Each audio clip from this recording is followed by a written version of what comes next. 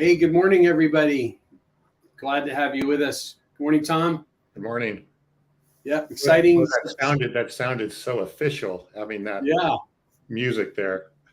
Well, we're kind of stepping the game up a little bit, so it's kind of exciting today. We're, coming into I guess into the new year, but I think we're at episode 25 today on the traditional channels. 26. Don't shortchange. Thank you.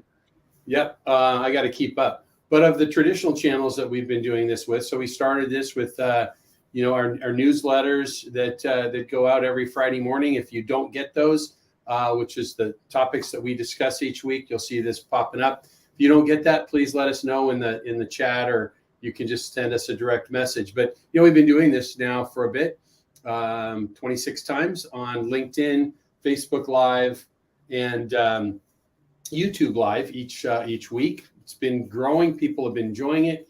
And today is the first episode that we're also going live across, or soon live, but recorded across all of the podcast platforms. So kind of migrating now into both a live session and a podcast session. So today's our first opportunity for that. So the reason I'm sharing that, you'll hear it again at the end of today, is that if you're a podcast listener, whether it's on Google or Apple or Odyssey or iHeart or wherever it might be across all those platforms, jump right in, click that subscribe button, the like button. That'll share it with other friends, and that'll help us get this out to more people. So we're pretty excited about that.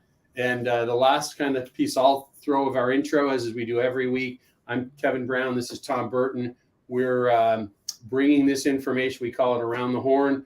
We've tried to bring all of the data. I shouldn't say all of, but much of the key data going on in wholesale distribution around North America and truly around the world, and tie that in with what's happening with the economy, what's happening with technology, what's happening with supply chain. Talk about that. Probably the great thing that we can do today, the best thing we can do, is invite you all to comment and give your thoughts. I see we've got our friend Andy Mitchell here from Mallory Safety. We're going to talk about a couple of things that might get Andy's the hair to stand up on the back of his neck. So stick around, Andy. There's a couple of good topics that we have. I'm starting to wonder if people are going to like the music better than the show. So it could be. Yeah. Maybe we need to have. And Tom, good to see you here early today. That's great. Yeah. No penalty box. Craig Schmidt, man. That's awesome. Yep. Good to see you, Craig. So let's get started. Tom, any other thoughts before we jump in and look at the news? No, let's jump at the news. Super. Well, this, first topic that we have today that we see here is an article from Brooke Sutherland from Bloomberg. Brooke was a keynote speaker, and then afterwards did an interview at last spring's ISA event in Houston. Was a phenomenal speaker. Brooke covers, if you're not following her on LinkedIn or other platforms, it's great to do so. She covers wholesale distribution for Bloomberg. So, as for those of you that might be new today that are joining us, we try and kind of keep things upbeat. I comment almost every week. Tom always tells me, don't listen to the news, don't listen to the news, don't listen to the news. While the news is on playing on the I almost said the word, the device or the speaker across from me that likes to pop up and remind me of things. So you can I hear it pretty consistently on the news, but Tom says always not to do so. So the news will tell us everything we want to know about doom and gloom, and we want to talk about positive things. So, we saw some potentially, Tom, your thoughts on this, actually some potentially good news out of the Fed. Maybe things are going to be easing up. They didn't make any promises, but, people are talking good things about that. What are your thoughts on what we just heard? Oh, that's a pretty broad topic. But yeah, certainly there is, I think there's optimism, right? That we're on the latter end of the inflation run, and that maybe there is some, we're starting to see things move in the right direction. It'll be interesting this morning, as if you may have seen already, that we had 500,000 new jobs in January, which was like almost three times what was expected. I mean, that's a lot of jobs. That's the most we've had in, I don't know, in a lot of months. So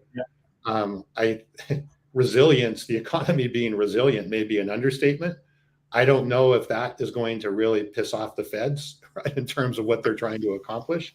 Don't know. We'll find out. But it's really, really, really interesting. And then, if you look at the stock market and all of that, right, there's still a tremendous amount of money on the sidelines that has been, you hear a lot, well, you can get 5% on a treasury. People got used to making 20% a year, and they're not ready to give that up yet. And I still see a lot of money, maybe foolishly, maybe not, flowing into the stock market right now. But yeah, a lot of, certainly from an economic perspective, there's certain, and then especially in this industry, there certainly seems to be no slowdown or very little slowdown and kind of full speed ahead. Mm-hmm. Yep. No, I would fully agree with you on that. And I mean, that's what we've really been trying to focus on as long as we've been doing these broadcasts is, there is some enthusiasm there that the news, it's not in the news's best interest to necessarily share that. So rather than commentating on that, let's kind of talk about what Brooke talked about there. There was just kind of a series of things that she referenced to the growth. She talks about Caterpillar and some other large manufacturers there, but improving supply chain conditions, right? The ports are nowhere near as crowded as they were. Things are easing up there. Some people are getting huge amounts of inventory that are landing in for them pretty quickly and filling warehouses up. She comments, everybody's watching closely the economy. Everybody has different things, probably, whether you're a wholesale distributor or a manufacturer. You're probably looking at a few different variables there. But the core of that article was there's a balance between moderating demand, easing supply chain, and a still healthy industrial economy. It's tenuous, but if you're watching and balancing that most of these large organizations are pushing ahead and moving forward with things. So she said, I think she ended with, it's not gangbusters looking for the year, but there's certainly no fall off and things are positive. Yep. So, if we jump ahead, we talk about that M&A roundup. If you don't subscribe to Tom Gale and his team's email from Modern Distribution Management, it's a great piece to get. They had an article this week about 2023. Already January kicked off with, I think it was 48 new deals that were referenced in the wholesale distribution channel. And I'm sure there were more. Those were the reference points, and medium and large size deals. There's probably a whole lot more small deals that have gone out there or that are getting ready to close. December was 34 M&A transactions in our arena that we talk about here. So nobody's afraid to go out and spend their war chest, right? You were seeing it day in and day out of that continuing to happen. And is that, I didn't read the article in depth, is that predominantly private equity deals, or is this just no, the big all of the above? Yeah, it's kind of all of the above. I think the bigger picture that we see with that really is tied to organizations, wholesale distributors buying a competitor, maybe finding a distressed asset out there and picking that up. But part of it is that, and then part of it is private equity as well. But there's a big part of it is you're seeing these, we have a lot of folks, and even some of our customers, with LeadSmart, is that they're long established, mature companies, sometimes family owned, sometimes have some private equity backing, and they've been successful for many years. So they have war chests, credit lines, whatever it might be, that they can tap into fairly quickly to go when the right deal comes about. And sometimes, there's folks that have just been friendly competitors for, years and years and years and have some level of a relationship. And when it's time for a family or another group to get out of that business, they know who to turn to and to talk to. So there's a lot of different variables that go into that. I like talking about this just because it's encouraging to see that there is opportunity and growth and enthusiasm and momentum out there within the wholesale distribution chain within M&A. So it's encouraging to watch and encouraging to see. Okay. Yep. So I'm waiting for Andy to chime in here. Possibly he may be running around his office, but he's been on the acquisition. Andy and the owner of his company at Mallory Safety, Tim Lloyd, they've been out doing quite a bit of acquisitions over the last few years and taking advantage of the opportunities as well. Good. Let's jump ahead kind of to this. Next, we kind of look at the predictions This was kind of interesting. I like sometimes reading articles that I don't necessarily agree with all of it, but there were some really good points that I took out of this research point that came in here from. I'm trying to remember, who was that article from again, Tom? Can you see that a little Logistic closer? viewpoints. Yeah, logistic viewpoints. Yeah, logistics viewpoints, and I try and read their stuff fairly regularly. We get our sources coming in from all over the place, but you know, I don't know what your thoughts were on this, but they talked about a rough start to the year with positive signs down the road, and my assumption is that this, at least portion of this, got written in early January, even though it was published in late January, because January looked to be a really good month for most people. Yeah, I thought the predictions in there were, I would tend to pretty much agree with them, right? We talked about this on previous shows, is that a lot of the supply chain, major issues that we had last year seem to be working themselves out. Right. Um, and I think now they were talking a bit about, well, how do we start optimizing now? Like, how do we, first of all, how do we make sure we don't get in that situation again? But then secondly, how do we learn from that, and how do we optimize, what we're doing as we're going forward, whether that's taking advantage of technology or just whatever the case may be, to facilitate, even a smoother supply chain. Because I would think in the supply chain disruptions certainly have been, in our world, probably been more disruptive than anything that's happened at this point related to the economy. So getting that smoothed out is, I think, really going to, open the door for further growth. Yeah, I think so. I think what really caught my attention with this as well, though, was that they talked about proven technology solutions will gain ground as hype gets filtered out. And I think, we talk, one of the things that one of the premises of us doing this show or broadcast each week is to also talk about technology. And, what we're seeing is, the types of customers that we work with on an ongoing basis, is it people that are embracing technology, and it's really an interesting thing, right? It's not just buying software, right? I mean, I talk to people about this all the time, right? It's easy to buy software. It's hard to get outcomes out of software, right? It's easy to spend lots of money with consultants that are going to help you with, your technology acquisition, but to get the results from the dollars that you're spending, so you get truly adoption and return on investment, is difficult. So I think he talks about proven technology solutions gaining ground throughout this year, and obviously, us being in the technology business, that's good to hear. I hope he's right with that. So it's kind of neat to see that, because the folks that are embracing technology are the folks that are going to drive things ahead. Going to drive things ahead. Yeah, well, So and again, related to technology, right? And with all the AI hype that continues to get hypier every day, I believe. yep, But if you really think about, strip away AI is just an enabling technology.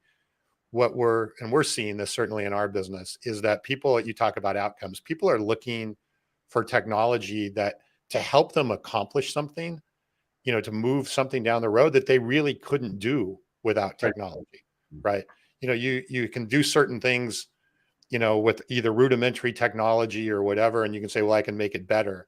But then there's a thing that really, where technology enables you to do something in your business, whether it's in sales, supply chain, marketing, whatever the case may be, that you realistically just cannot do without it. yep, And yep, I think that's where the AI hype is starting to build around, is that people see, my gosh, there's things I can do or that could be done with AI that realistically I could never do, by hiring people or training people or whatever, and do it a lot more efficiently. And again, this is across the board and sure, all of those things. So I think that as we continue to explore technology this year, it's going to be looking at it through the lens of not just the outcome, but what outcomes can be achieved with technology that I really couldn't do without yep, technology.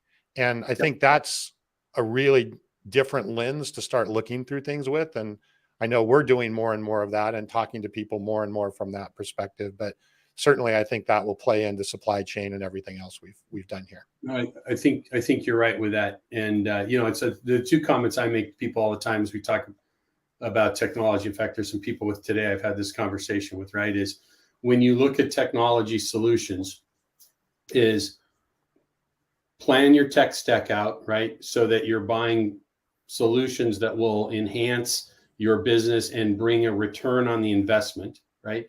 And then most importantly, when you're talking to technology vendors, and this is probably the most important thing I could ever share with somebody, because we just see people get stuck in this setting all the time, is ask what the software or the technology does, not what it can do.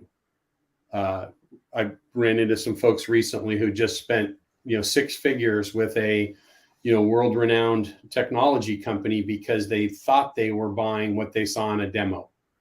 And what they were buying was a stripped out off-the-shelf piece of software that now they were going to go hire somebody to spend another 6 figures or more to get it roughly to work in their business. So back to that outcome point, they're 9 to 12 months out from any outcomes if they achieve that, right? Yeah. So it's a struggle that goes along with the whole piece there. So that's something for people to consider is, outcomes and asking what the software does out of the box versus what can it do. So before we jump ahead, what the other thing I wanted to do here though, Tom, is it talked about human and AI collaboration picking up momentum. And it's funny. We talked the last 2 weeks. We had a really good interchange last week with a number of people about AI and what AI can do and Chat GPT and those types of things. And it's really interesting as we see that human AI collaboration picking up. You and I have talked about that a number of times, just even in the last week. And it's funny. I think in our internal company, Microsoft Teams messaging, I don't know, Tom, how many times this week have I sent you screenshots of stuff I looked at on Chat GPT? Probably 4 or 5 times. Mm-hmm. I'm starting to look at that as it's not replacing Google yet, but boy, it's interesting, as the concept of saying I can ask some questions and I get an answer versus a here, go read these things that you get from a search engine. Yeah. And I think, again, Chat GPT to me is a great example of what I was just talking about.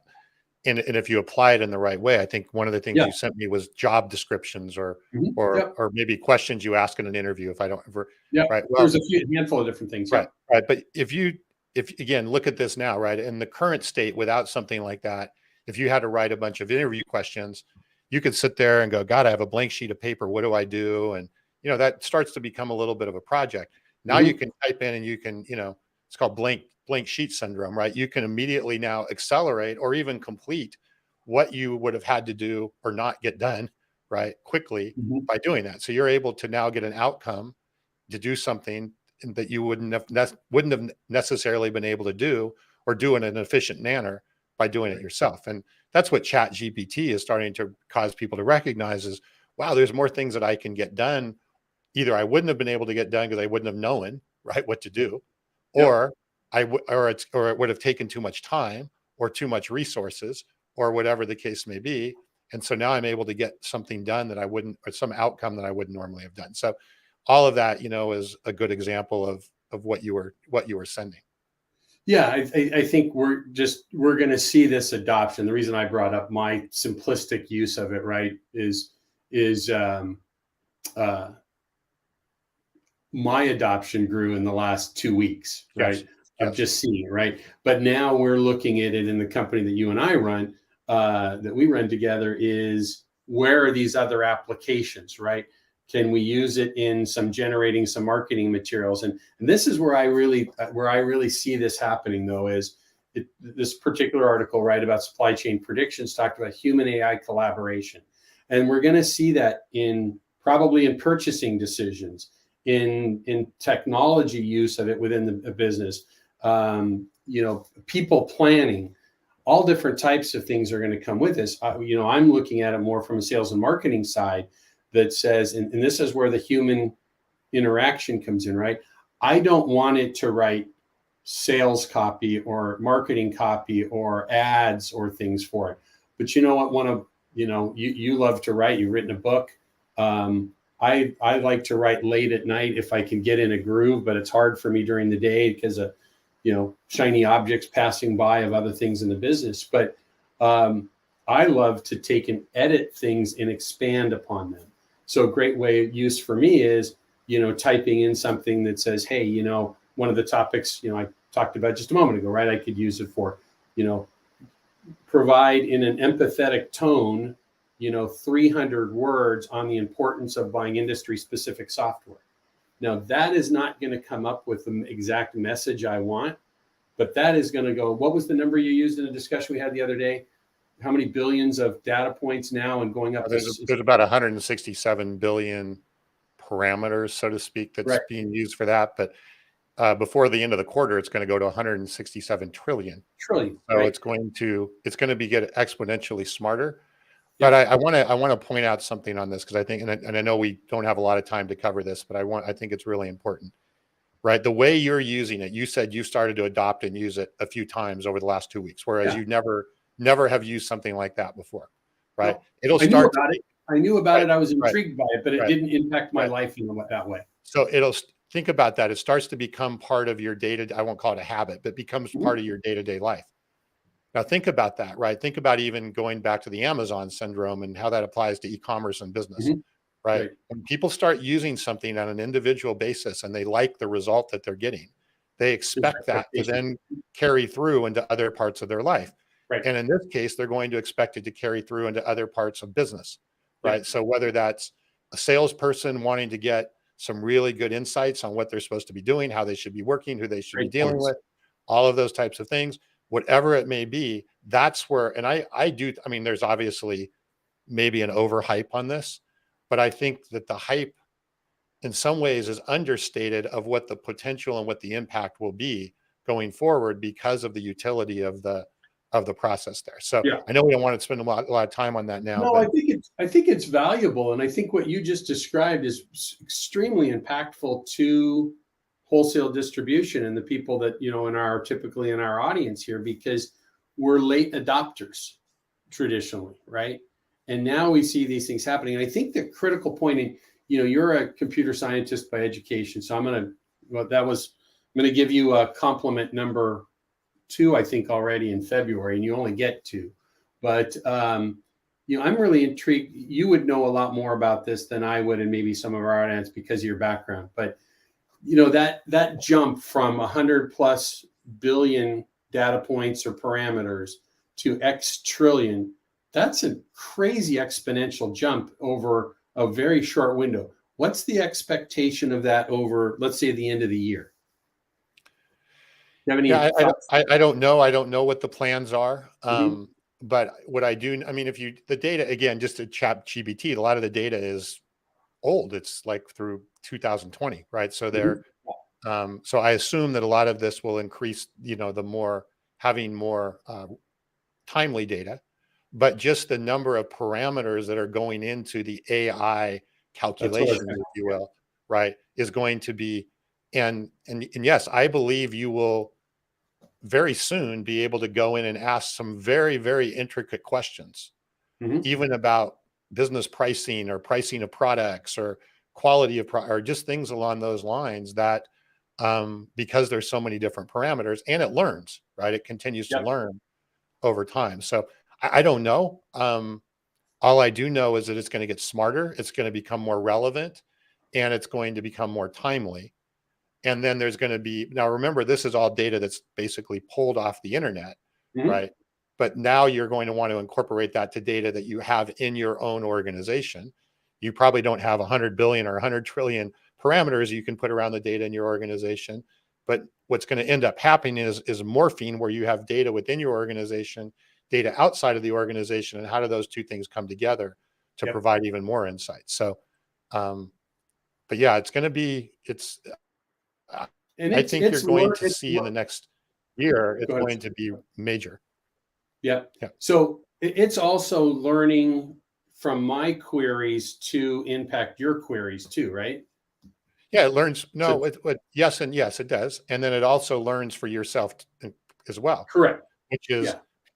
Which is another, I don't call it a challenge, because if, and again, this is where the business impact, it's looking at you individually. It'll look at your writing style, your tone, all of that. But then if I log into your account, so to speak, or if I had a business account, we have multiple people sharing it, it can actually sort of start to confuse it, because you have different, so there's just all kinds of different, I guess, aspects to this that are going to shake out over the next period of time.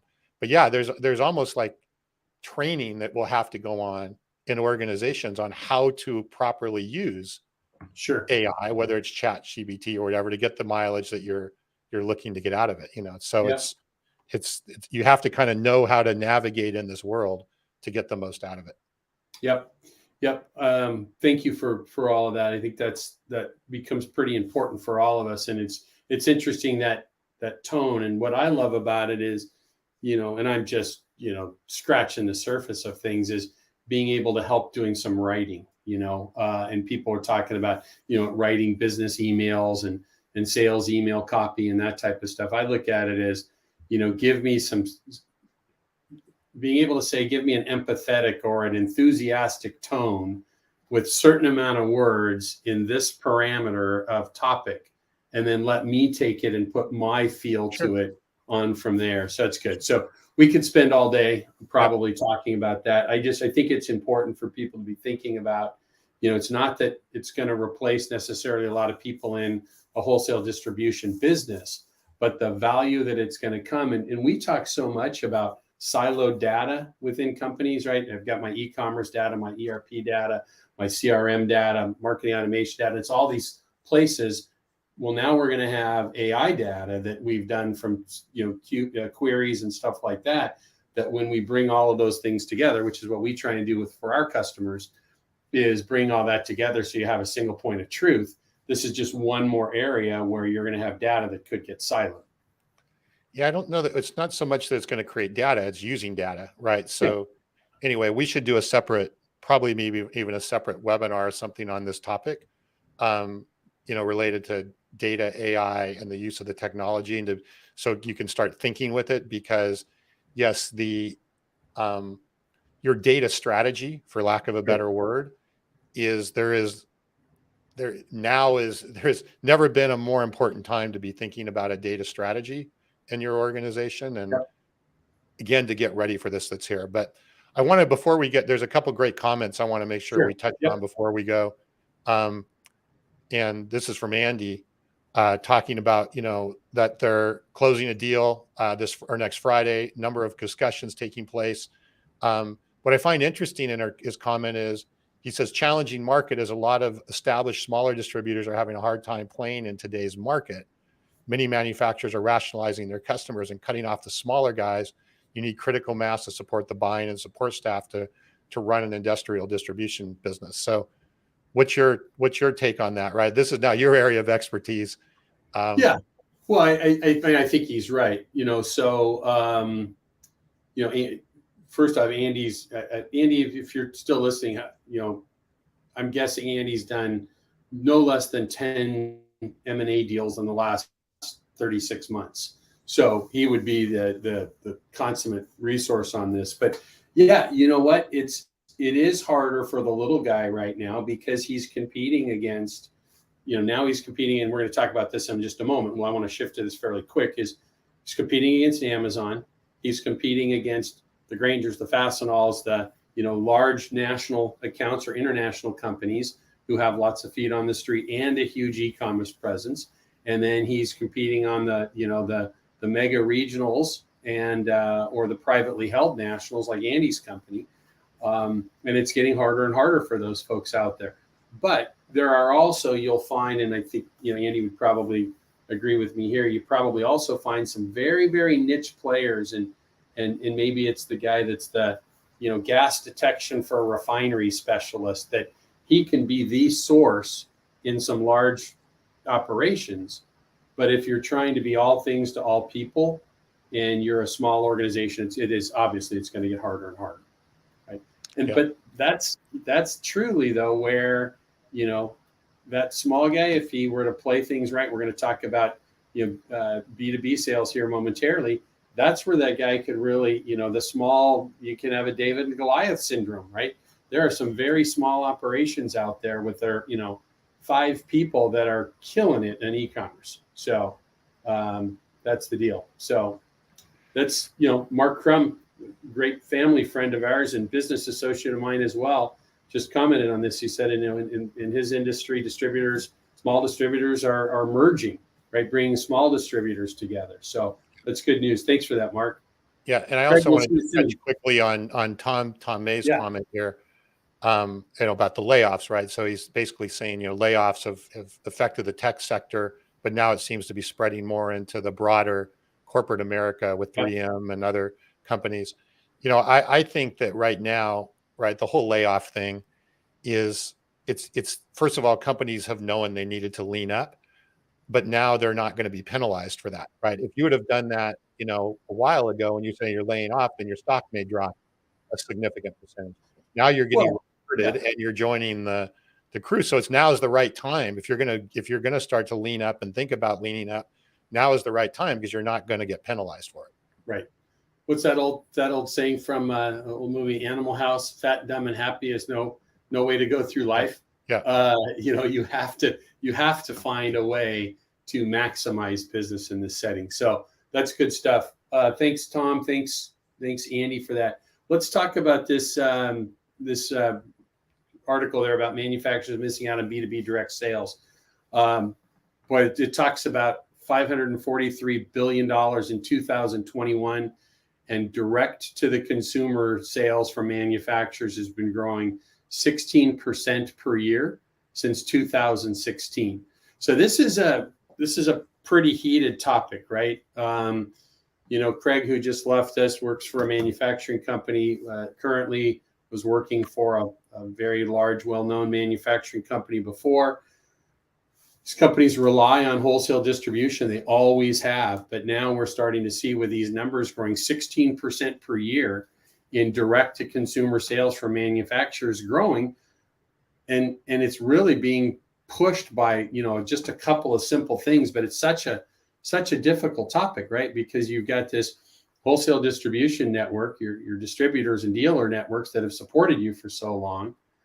But if they're not doing a great job on e-commerce, right, and providing an experience that is expected, you have to make sure that that's going to happen, because it can be detrimental to the brand, is what kind of a lot of people are talking about here. Yeah, I mean, it's obviously a complicated, right, situation, right? It's certainly not a simple situation. There's a lot of, and there's an emotional aspect to it as well. Sure, absolutely. Um, Yeah, and there's potentially, risk and so forth. So, but the fact is that this is going to continue to shake out.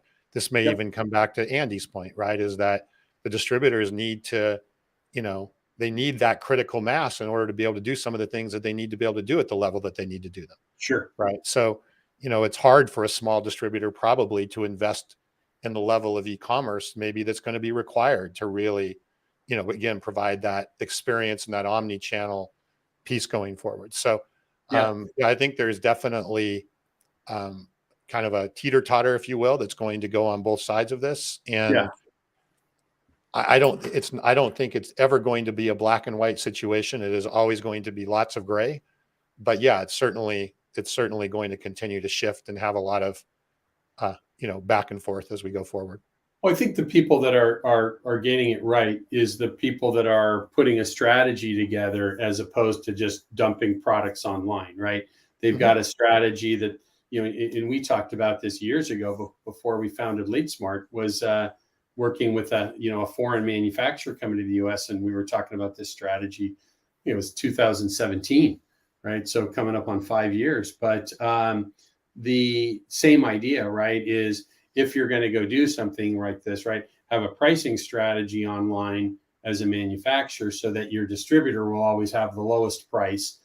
The distributor will also have a online presence that's supported by you as well, that you're encouraging them. But the key takeaway from this thing is customers are looking for an Amazon-like e-commerce experience, and they're going to find where to get that, either from Amazon or from the manufacturer or some other platform or marketplace. And we've all got to be kind of catching up on this, because one of the comments they made, right, they say improved support, and it's unreasonable to think that a distributor is going to have every one of your items in stock, available for shipment, like a manufacturer would have in their warehouse. And you have the other side of that, right, is distributors typically pick and choose which key items they sell from a manufacturer, right? You're not necessarily going to have that whole focus on saying, I'm carrying full line of every company that I represent. So yeah, manufacturer says, I want to support my distributors. Mark's saying here, right? Need to protect the distributor. That's critical. But at the same time, if you're on the board of directors of a manufacturing company and you're saying, well, wait a minute, we make all of these other smaller items that are great products. Maybe we have good margin on them, but our core distributors aren't selling enough of them. You need to go get those sold. And they look at this solution that they get is, customer can get it directly from the manufacturer. They can typically get it quickly, perhaps even the article reference more accurately. I would question that or comment that there's distributors that are probably more accurate in their shipments than manufacturers. But there's a lot of things here. Kind of wrapping up toward this is it talks a lot in the article about partnership opportunities. And that's my view of all of this is 30 years in wholesale distribution, coming up closer to 35, is this can happen if there's a communication and there's benefit to both parties. So when done right, it's a good opportunity. Yep. And I think that's the key, right? Is, is there a way to, all get along on all of this and end up with again, we talk over and over, right? The buyer is in control of their buyer journey and decision. So what can be done to best facilitate the buyer will win, for both sides. Sounds like something I read in a book recently called The Revenue Zone. Yeah. There's a great book on that topic. Yes. Good. Well, let's kind of close out today just talking about some good things going on within wholesale distribution. I was on the phone earlier this week with one of the executives from affiliated distributors. Sales up 28% there in that setting for their this. And by the way, this number is 74.9 billion is total sales when they do aggregated across all of their members of what their member sales are. That's the smaller number than that actually flows through the buying group, but big numbers, huge growth. Back to this topic about positive things really are happening in wholesale distribution, right? 28% growth last year across the board for their members. And there's between 800 and 850 wholesale distributors that are members of affiliated distributors. So good news for that. They're adding members as well, which is good. And we were on the phone. And I think that ties into, I've spent the whole week sort of working with different buying groups that we've had customers and so forth. And I see the buying group as a potential, again, tool or strategy. And what you were just talking about manufacturers and distributors and everybody working together, right? It opens up the door for that pricing potentially to be more aggressive for the distributor. It allows them to, maybe have better, better, not necessarily better service, but better pricing, access to different things, better, situations. So I think the role of the buying group, from what I'm learning, and this is relatively new to me, I'm not 35 years into this, but as I'm working with not quite. Right. As I'm working with these companies, these buying groups, I'm really seeing that they have a real opportunity strategically to help this interaction between manufacturers, distributors, and figuring out the right balance between them as it relates to the customer and how they add things to that over time. Yep. I think that's right on track. And you mentioned, we did a call together this week with a buying group that we're a member of. I did another one with AD that we're partnered with. And then we have an entire buying group in the Janssen world that uses the LeadSmart platform to run their whole organization that I know you've been working closely with. So that's great news. As we just talk about this industry scuttlebutt, there was, as I kind of went through the news this week, there's probably 20 other pieces of good news we could have dropped right in here that, we only typically do 3 a week. So good news. Congratulations to Turtle and Hughes, large national electrical distributor, Kimberly-Clark's professional segment, which is great. That's the Janssen world, industrial world, kind of safety world tied together. Growth there, but there's, like I said, there's probably 20 others that we could have dropped in that are really positive news and positive results. So it's encouraging to see good things happening. Kind of the last thing I wanted to comment on related to this today, Tom May just made a good comment, right? Distributors and buying groups need to provide value add as opposed to the manufacturers direct. And I think what he means there is that, there's things that they can do and they can really show the value that they bring that a manufacturer couldn't, right? And the simple example of that, and Tom, chime in with this if you have, Tom May, if you have a better example of what you're describing. But what makes me think about, right, is let's just say XYZ tool manufacturer that has, 2 regional managers for the Western United States. And maybe even they have, manufacturers reps as well, that they might have, 10 individuals in the Western US that are manufacturers reps. But if that end user has an issue at, 7 a.m. on a Tuesday morning or even on a Saturday morning, right, it is unlikely the factory person or that manufacturer's rep is going to get there. But that local distributor who supplied them for years and really is even more intimate with what's going on at their business, that's that value, a major piece of value add that's going to come that a manufacturer could not do. The manufacturers, Stanley Black & Decker is not going to be able to get a person into a plant on a Saturday at 7 a.m, right? And not every distributor will, but many, many do. So I think that becomes a good key to that. So thanks, Tom May, for that comment. Tom, before we jump out of here, thanks again, Tom, for that. Before we jump out, can you pop up the newsletter again briefly? Thank you for that. I'm going to try and start looking, and we'll do together with this, Tom. We'll continue to look for more articles to add to this kind of good read segment, because all of us that are participating in these sessions each week on Around the Horn, we have usually 20 to 40 people sign up that they're coming, and another 100 plus people that watch things afterwards, and that's growing each week. And then now on the podcast format as well, that'll continue to grow. But I think our audience are middle management, typically, to executives in both manufacturing and wholesale distribution companies, which means we're dealing with employee issues, we're dealing with finance issues, we're dealing with our personal health, right? Whatever it might be. So I think each week we'll probably at least add one of these good reads. This one is something I read earlier in the week and enjoyed, the issue of dealing with difficult conversations, and give some tips and some ideas. So that's the key. And then we've got some good events coming up as well. So we'll be at that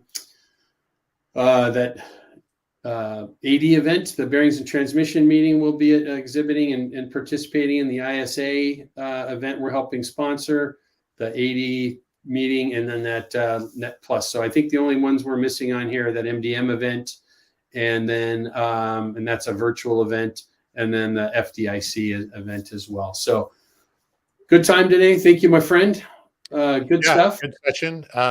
Next week, speaking of ISA, we're having Brendan, right, for next week here with us. So thank you for that. We've got, I think we've got just right now, we've got, I think 16 or 18 guests lined up so far for the year. That'll probably turn into 25 or more is kind of the hope. But Brendan is joining us next week.